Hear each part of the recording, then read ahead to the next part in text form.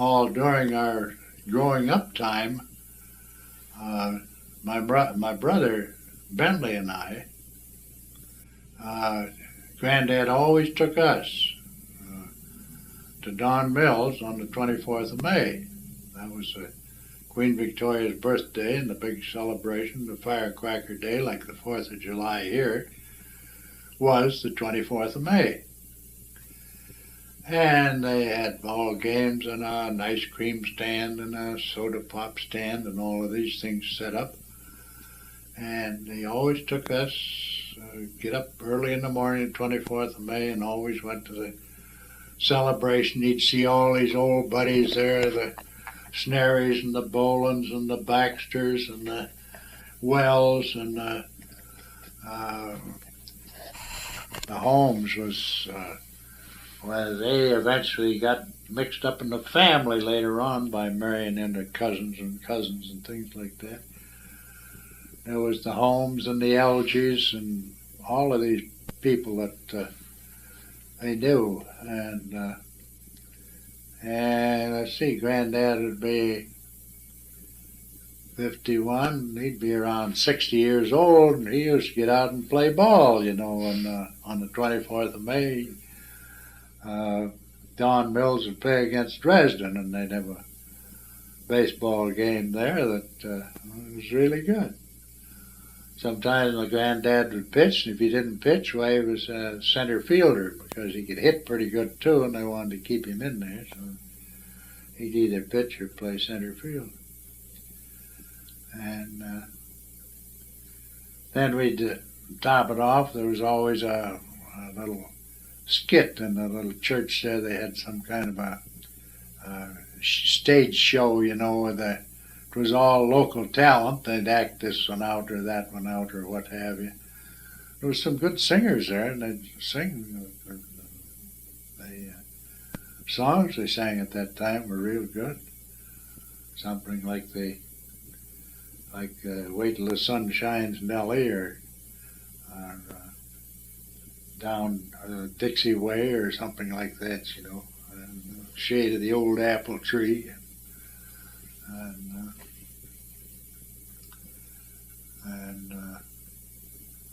Oh, what was that? Don't You Cry for Me? I'm coming back to Alabama, the banjo on my knee. And all of these old.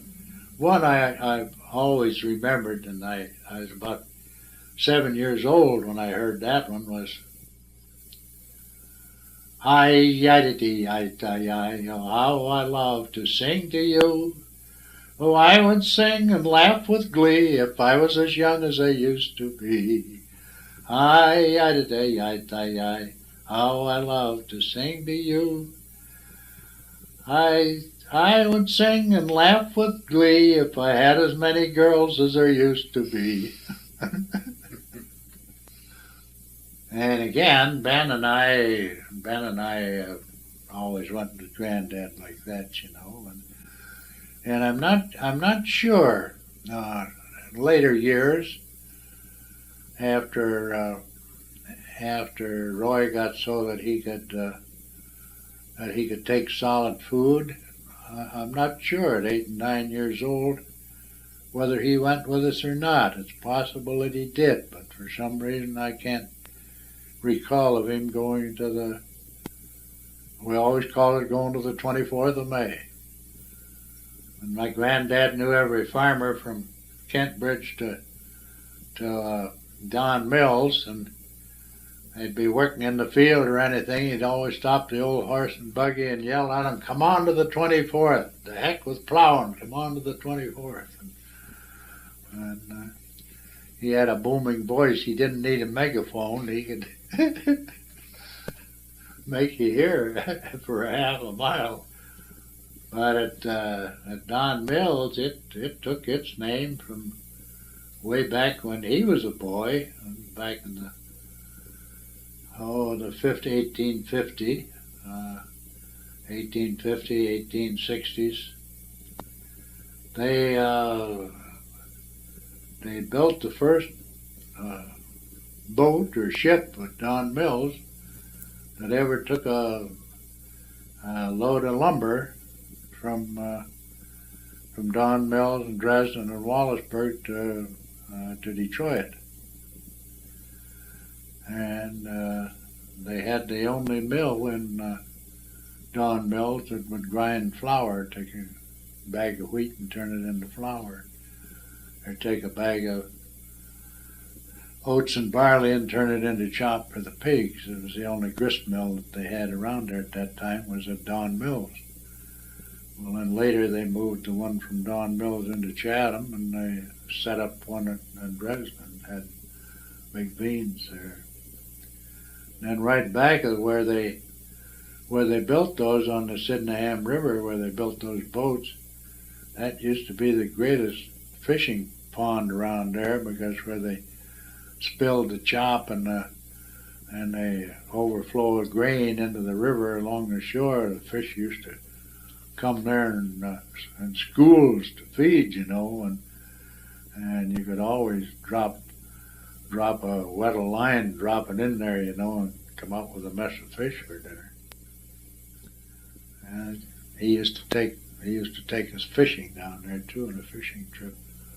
And I think that's outside of that, and the hunting trips that he used to take us on, and the wood lore that he used to show us, and we made our own hockey sticks. We go to a hickory tree out in the woods there and find a limb that had a crook on it, and come home and make it into a hockey stick. And then there was always, in the fall of the year, bags of hickory nuts and chestnuts and walnuts and all those things, butternuts especially. Oh man, everybody loved a butternut, and I don't know what happened to the butternuts that you don't see them today. I don't know what happened to them. That's the way the bunny hops, and this has all been turned over to progress, but I wouldn't take anything to have missed out on my younger years, growing up life, all outside plumbing and all that type of thing. Right now, I wouldn't take $1 million and go back to it, but I'm really proud of the fact that I was a part of that era of growing up and seeing the things that took place. What little bit I contributed to it, I'll never know how much, but I've done an awful lot of hard work around that place in my time. I think that's probably the thing that makes it so interesting to me, is because it's such a totally different world than what I've known, and that's why I want to hear more and more about it. So different from anything there is today. This was Topsy. They called her Topsy, and she got away from the slave masters. And she got to Canada by jumping from floe to floe of ice or coming across the Detroit River. She would rather be drowned than she would to go back into slavery. So you get on a floe of ice, and as it drifted down to the next one, she'd jump on that, and then go from that over to the next one. And I guess she was small enough and light enough that the floes of ice would carry her. How old was she? She was only about 10 or 12 years old. She was only a young kid. And she was, Uncle Tom's cabin, and that's whoever got this story. I've even forgotten who it was that wrote it now, Dan. But whoever it was, it was a true story. Each part of it was true, but in order to make it interesting, you have to polish all these truths into something to interest a reader and hold his interest. And so there may be some of those things that are in there in the book Uncle Tom's Cabin that might be have something to do with the imagination or enlargement. No doubt there is, but it really is a good story, an interesting story. And those slaves then branched out. They branched out from Windsor, and they started their own what do you call it? Their own ethnic group or their own black group at Buxton, and they still are there. Some of the wealthiest farmers in Kent County now are at Buxton and North Buxton. They used to come across the lake. And they would work. The difference between the Indian and the black, or niggers they used to call them them days. The difference between the Indian and the nigger would work, but an Indian wouldn't. So that was the difference between them. Why that they were selected or sought after for hire, for help, or one thing or another, and the reason they were given grants of land and stuff because they would work. But that's the only, she never told anything elaborate or too much about them any more than that part, and that she, Uncle Tom or Joseph Henderson was the first Sunday school teacher she had, and she always praised him or revered him for teaching her as much as she did of the Bible. That she would have known very little of the Bible except for that, and she became interested in the quality of life and not only at Don Mills and Dresden, but around Kent Bridge there, and was instrumental in helping put the church together there at Kent Bridge, building it. Granddad put a lot of work in on it too, but that was a little later, about 1898, I guess it was, when they got along that far. So that's about all I can tell you about that angle of it, Dan. But I think Barb has probably heard me. In fact, she's been in this kitchen, so that's probably why she was interested into it. And she has seen these white boards and the dirt crack. Well, that happened during my lifespan, you know. I recall that as a boy when it happened, although they were more or less, what do we say, careful or secretive in a way that kids don't go and blab to some other kids, and especially when you're going to school, you know, and talking about that like that. But it was in the newspapers for anyone that took the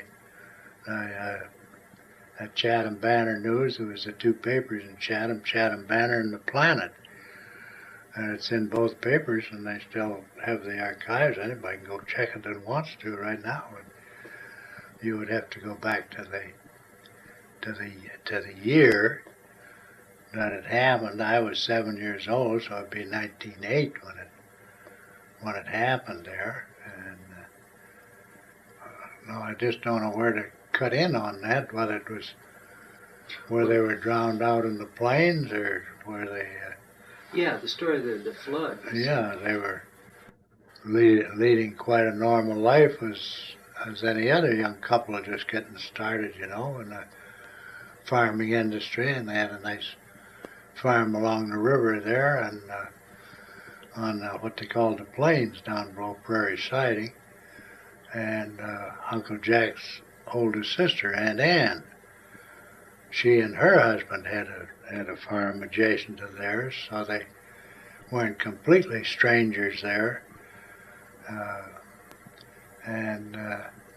They were only there about a couple of years, but they were doing real well and had a couple of nice crops off of there, and was paying for their stock and span of horses, as they called the team those days. They were always a span of horses. I don't know where that name came from, but it was always a span of horses when they were double. And so they were paying for their equipment and everything like that and getting situated. And then that flood hit, and I'm sure that was before I was born, because I don't just remember. I think that was about 1900, or possibly the year I was born, 1901, when the flood hit there, and they lost everything. All they got out with was, I don't know what Aunt Ann and Uncle Larson got out with, but Aunt Audrey and Uncle Jack, they got out with a span of horses and the harness and the wagon and a feather tick and a couple of feather pillows that when the water came up, why, they were upstairs sleeping at the time. Uncle Jack, he came downstairs and waded through the water and went out and got the team and brought the wagon up to the window at the side of the house, and Audrey threw the feather tick and the pillows out the window into the buckboard, and then she jumped out of the window, hoping that she would hit the pillows instead of a wagon wheel or something on the way down. And they got out. Well, then they came to the farm at Kent Bridge, like you generally do. Go to your wife's parents. Women say always want to go to their parents, and the man, he doesn't care much as long as they got something on the table which place he goes. So anyway, Uncle Jack and Aunt Audrey came home, and they were home for 6 or 8 months before they got relocated. So when they got relocated, they relocated down at Prairie Siding, and that was several miles this side of where the flood took place, but it was in an area that they were acquainted with, and they were still along the river, but here there was high banks to the river where it wouldn't overflow in that area. So they'd learned their lesson there, that they didn't want any more low bank river to be beside. They wanted a good sturdy dike river. And to get across there, they had the ferry to go across on from one side of the river to the other. One side of the river was Pancourt, and the other French settlement, and the other side was Prairie Siding. And the old ferry, which I have ridden on as a kid, it tied up to one side, and when you came down and wanted to go across, why, you operated it yourself and pulled yourself to the other side and tied it up. The only problem you'd have was if you came down and it was on the other side of the river, you had to wait till somebody wanted to cross over before you could get it to go back. So you sometimes wasted a few hours that way. Uncle Jack had 100 acres there, and during the harvest and stuff like that, well, you need extra help. And in the wintertime, you don't need extra help, but if you turn your help out during the winter, the chances are you'll never see him again in the spring. So you more or less have to let him loaf around and help you with the chores and think up things for him to do and things like that, And so he had this man with him by the name of Poole, P-O-L-L-E. A lot of them called him Pooley, but I guess the real English pronunciation would be Poole. So Uncle Jack and Uncle Banty both, his brother Uncle Banty both, used to meet in town on Saturdays or the weekends, or if they could find an excuse in between. And sometimes it was necessity to meet to supply the larder again, and try to get everything in the house ahead of the storms or ahead of the bad weather. And other times you might have something you wanted to sell, a load of grain, or you might have a couple of pigs ready to take to market, or a young calf or something that you wanted to sell. So there was no telephones to find that out, so you had to more or less tell each other when you thought the stock would be ready to sell and say, well, we bring them in next Saturday, or we'll bring them in 2 weeks from today, or what have you. They generally managed to meet in town. When they did, they generally hung one on, and they both liked to drink pretty well. And so Uncle Jack was in this weekend, and it's quite a long trip. It's about a 17-mile trip from my horse and wagon, and a horse will walk about 4 miles to the hour, and he'll trot maybe 8 or 9 to the hour.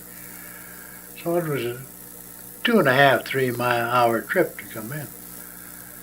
So they had just acquired a week or so before that. They'd acquired a new horse, a new young colt, and he wasn't completely acquainted with like the other stock was, and Aunt Audrey had a dog there that she thought an awful lot of. She always had some kind of dog or cat or some kind of an animal around the house. She'd have a pet turtle, or she'd have she tamed a raccoon once, but that didn't work out so good. He tore everything to hell around there, so they had to get rid of him. But she always was quite a lover of animals, and she the fowl, the geese, and the chickens, and everything would follow her wherever she went. So she had this dog that she thought an awful lot of, and he would go out and yap around the stock and play with them, and one thing or another, they'd play with him. But this new one, when he came in there and he run out and yapped at him, he didn't like it at all. He just reared up and stopped him, and just run him down and stopped him with both front feet. And Audrey heard him yelp, and she went out to see what was on. And there was this colt just stomping him, and had stomped him. And she took one look at him, and she screamed and made sure that he was completely dead, that there was no way she could help him. So she turned in and went back in the house there, sobbing and crying. And she was really good with animals, and she loved every kind of an animal, and every kind of an animal, I guess, loved her. There are people that way that really, for some reason or other, they seem to build up a confidence in an animal, or a love between them or something. Oh, just the minute she went in the yard, you'd hear one of the horses whinny, and if she was anywhere near the pasture, the cattle would boo and come toward her looking for something to eat, or a pat on the back, or a scratch on the top of the head or something. And she always had dogs or cats or something around. And she had this dog that she particularly thought a lot of. It wasn't a lap dog. It was a small dog. They didn't consider them lap dogs. Nobody bothered carrying a dog in their lap them days. If he was allowed in the house, why, that was a privilege that most of them didn't have. But she used to keep this fellow in the house. He used to come in the house with her, and he slept in the house all night, especially in the cool weather in the wintertime. And summertime, why, he could suit himself, because they never locked the doors or never shut them. And nobody ever thought of locking the door back in those days. And So this particular day, Uncle Jack had gone to town and had a few drinks as usual, and well, I guess this particular day, I'm a little ahead of my story there, that this particular day they'd acquired a new horse that wasn't acquainted with the dog yet, and the dog was accustomed to go out and play with the stock and yap at their heels and all that sort of thing, and he come out and yapped at this one's heels, and he turned on him and reared up and come down and stopped him. And stomped him 2 or 3 times and stomped him to death. And Audrey heard him give out this yap, and just this one big yap, and she went out to see what happened, and she saw him, and she went to him and to see if she could do anything for him, but he was stomped beyond all repair, and she just let a scream out and started to cry, and she went back toward the house. And Pooley, who was working around the stable or something there, heard her scream, and he went to see what was wrong and saw her going in the house, and he went in after her and was trying to calm her down to see what was wrong. And Uncle Jack had been into town and came home in his usual trip home with a few under his belt, and he saw her leaning against Pooley, and Pooley had his arms around her, and she had his head on his chest, and he just went insane, I guess you'd call it, for the moment. He just whipped out his jackknife, and everybody carried a jackknife those days, about at least a 3-inch bladed jackknife. And he just whipped out that jackknife and stabbed him 3 times, in the ribs and in the chest and in the arm. And man, the blood started flying all over everything.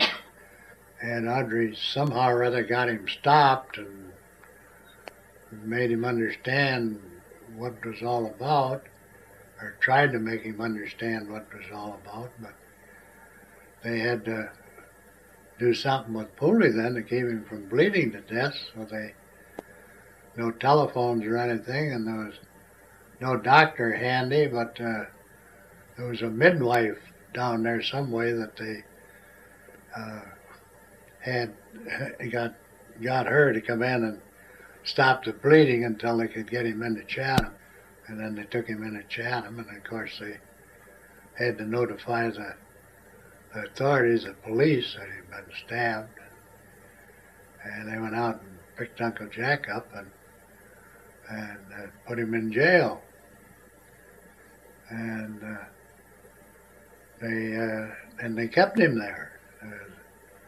There was no one that, I guess, to post bond or bail or whatever they did. I don't even know if they had bail those days or not, but he was in there for about 6 months before they let him out.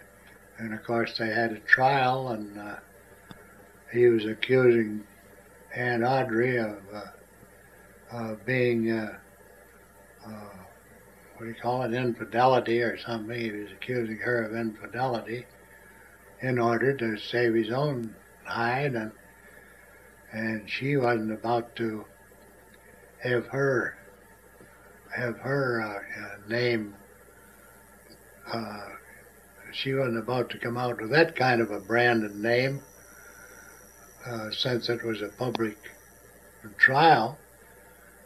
So she defended herself with everything she had. She had an attorney, and she had character witnesses. Her father couldn't testify in the court, but any other relative could.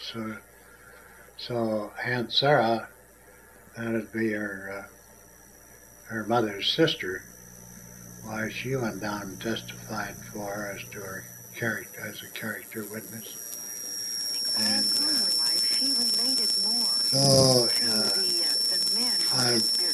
really, I've forgotten the exact sentence, but there was a sentence, something into it. Something in the neighborhood of 2 or 3 years that he was on probation. That he was on the what they had an Indian list at that time where you couldn't go into a bar and drink in there if you wanted to drink. Well, you took a bottle of liquor and took it home with you, but you couldn't drink in public. That was the Indian list at that time. And after the trial and the settlement of the trial, and they went home again. Well, Uncle Jack was always he never quite forgave her for her getting an attorney and fighting the case. In other words, he felt that she was defending Pooley instead of defending him. But by the same token, she didn't feel like letting Pooley be accused and her being accused of either one of them infidelity, you know. So Uncle Jack always, I think, held that against her, especially if he got anything to drink. Well, then he became abusive, and Aunt Audrey came home one time with a black eye and bruised arm. I don't know if there was any other bruises, but he'd beat her up pretty good. And so Granddad, he took it to heart enough that he jumped the old train at Kent Bridge there and went on down to Prairie Siding and laid the letter of the law down to Uncle Jack, and he wasn't one to interfere in any marital. But in this case, he did, and he told him if he ever laid a hand on Audrey again, what he'd do to him. So it was only a short time after that, in the neighborhood of the following year, that they separated. And there was no divorce laws in Canada at that time, so Aunt Audrey came to Detroit, and she lived here for 2 years until her divorce became final, and then she came back home. And when she came back home, my granddad told her that's her father, told her that if he was a person trying to get a new start, that he thought that Beamsville, Grimsby, down in that area there, from the previous experience that he'd had there, that it was a growing community and adjacent to Niagara Falls and everything like that, and he thought that would be a wonderful place to get a start. So she went down to Beamsville, and she was only there a short time until she met a man by the name of Smith and married him.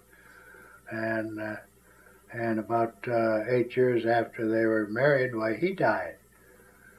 Well, then she was single for quite some time, and then she met a man by the name of Sam Hill, and they eventually got married. And when she died, died as Mrs. Sam Hill. So, and she is buried in Beamsville. That's the. They used to joke about his name a lot. Oh yes. There was all kinds of amusing things said, about Sam Hill. In fact, they started using that more than they ever did about what the Sam Hill or who the Sam Hill or what that they used that name quite regularly, but that was his true name, Sam Hill.